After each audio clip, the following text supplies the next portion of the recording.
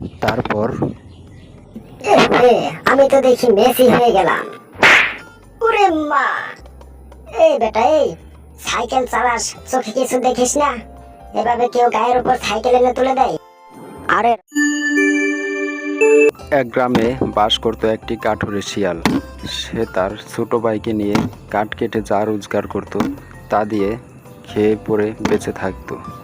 তার ছোট ভাইটি সারাদিন এদিক সেদিক ঘোরাফেরা করত, খেলাধুলা করত আর যেখানে সেখানে দুষ্টুমি করত। তারপর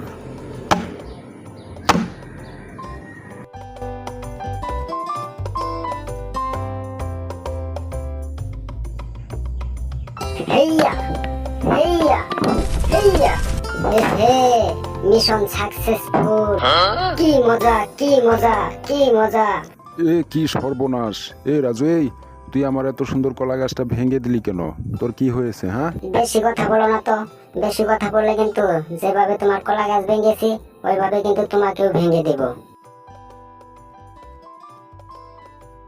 রাজু, তুই আমার বেলুন নিলি কেন? আমার বেলুন দিয়ে দে বলছি, না হলে কিন্তু বাবাকে গিয়ে সব বলে দিব। আরে তুই কি ছোট মানুষ নাকি? তুই বেলুন দিয়ে কি করবি? আর তোর বাবাকে বললে তোর বাবা আমাকে কিছু করতে পারবে না। যা, তোর বাবাকে গিয়ে বল, দেখি তোর বাবা আমাকে কি করে।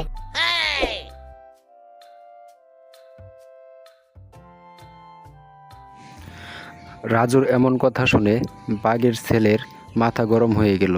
তাই সে তার বাবার কাছে বিচার দিতে গেল।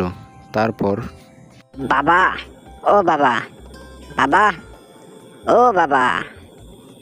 হারামজাদা ছেলে, বাঘের বাচ্চা হয়ে ছাগলের মতো মেও মেও করছিস কেন? কি বলবি বল। বাবা, ওই মিসকের ছোট ভাই রাজু আমার বেলুন নিয়ে গেছে আর বলেছে তুমি নাকি ওকে কিছুই করতে পারবে না। তুই বাঘের বাচ্চা হয়ে কি ছিড়লি? ওই বেটা শিয়ালের বাচ্চা তোর কাছ থেকে বেলুন নিয়ে যাই। আচ্ছা, চল দেখি ওই বেটা শিয়ালের বাচ্চা আর কত সাহস হয়েছে। এই কথা বলে বাঘ তার ছেলেকে নিয়ে শিয়ালের বাড়ির দিকে রওনা দিল। তারপর মিসকে, তোর ভাই রাজু নাকি আমার ছেলের বেলুন নিয়েছে? কোথায় ওই হারামজাদা? ডাক তোর ভাইকে। এই কথা বলতেই রাজু সেখানে বেলুন নিয়ে চলে আসলো। তারপর রাজু, তুই ওর বেলুন নিয়েছিস কেন? ওর বেলুন নিয়ে তুই কোথায় গিয়েছিলি? ওর বেলুন দিয়ে দে বলছি। এই নে তোর বেলুন, ছোট লোকের বাচ্চা। এই বেলুন নিয়ে এখান থেকে যা বলছি, না হলে কিন্তু তোর খবর আছে। একটা বেলুন নেওয়ার জন্য বাড়িতে চলে আসছে ছোট লোকের বাচ্চা। মিসকে, তুই ভালো মানুষ বলে তোর ভাইকে কিছু বললাম না। এরপর যদি এরকম করে তাহলে কিন্তু তোর ভাইকে আর ছাড়বো না, বলে দিলাম। চল এখান থেকে।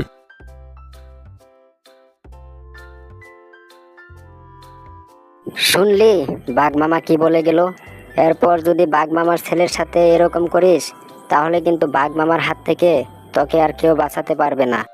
তুমি কোনো চিন্তা করো না ভাইয়া, ওই বেটা বাঘ আর বাঘের ছেলে আমার কিচ্ছু করতে পারবে না। ওদেরকে কিভাবে শায়েস্তা করতে হয় সেটা আমার জানা আছে। তারপর একদিন বাঘ তার ছেলেকে একটি সুন্দর সাইকেল কিনে দিল আর সে সাইকেল নিয়ে চলে গেল রাজুর কাছে। তারপর আমি তো দেখি মেসি হয়ে গেলাম। ওরে মা! এই বেটা, এই সাইকেল চালাস, চোখে কিছু দেখিস না? এভাবে কেউ গায়ের উপর সাইকেল এনে তুলে দেয়? আরে রাগ করছিস কেন? বাবা আমাকে নতুন সাইকেল কিনে দিল। এই সাইকেল দেখানোর জন্যই তো তোর কাছে নিয়ে আসছি। দেখ তো সাইকেলটা কেমন হয়েছে। সত্যি তো সাইকেলটা তো অনেক সুন্দর। দে তো সাইকেলটা একটু চালিয়ে দেখি কিরকম লাগে।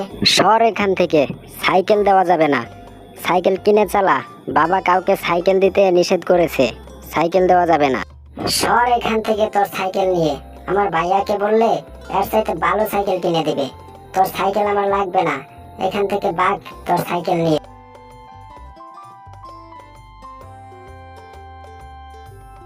বাঘের ছেলের সুন্দর সাইকেল দেখে রাজুরও ইচ্ছে হলো সাইকেল কেনার।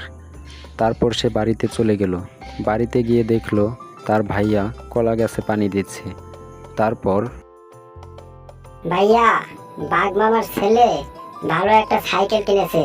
তুমি তার সাথে ভালো দেখে একটা সাইকেল কিনে দাও তো আমায়। আমি তোকে কিভাবে সাইকেল কিনে দেব? তুই জানিস না আমরা গরিব মানুষ, আমি কাঠ কেটে যা রোজগার করি তা দিয়ে তো তোকে নিয়ে দুবেলা দুমুঠো ভাতই খেতে পারি না। তোকে আমি সাইকেল কিভাবে কিনে দিব? তুমি আমার কেমন ভাই? একটা সাইকেল কিনতে চাইলাম, একটা সাইকেল কিনে দিতে পারো না। তোমার মতো ভাই আমার দরকার নেই, তুমি চলে যাও বাড়ি থেকে। ঠিক আছে ভাই, আমি বাড়ি থেকে চলে গেলে তুই যদি ভালো থাকিস তাহলে আমি বাড়ি থেকে চলে গেলাম। ভাই তুই ভালো থাকিস। হ্যাঁ চলে যাও, আর বাড়িতে আসবে না বলছি। একটা সাইকেল কিনে দিতে পারো না? তোমার মতো ভাইয়ের আমার কোনো দরকার নেই, চলে যাও বাড়ি থেকে। আর কোনোদিন বাড়িতে আসবে না বলে দিলাম।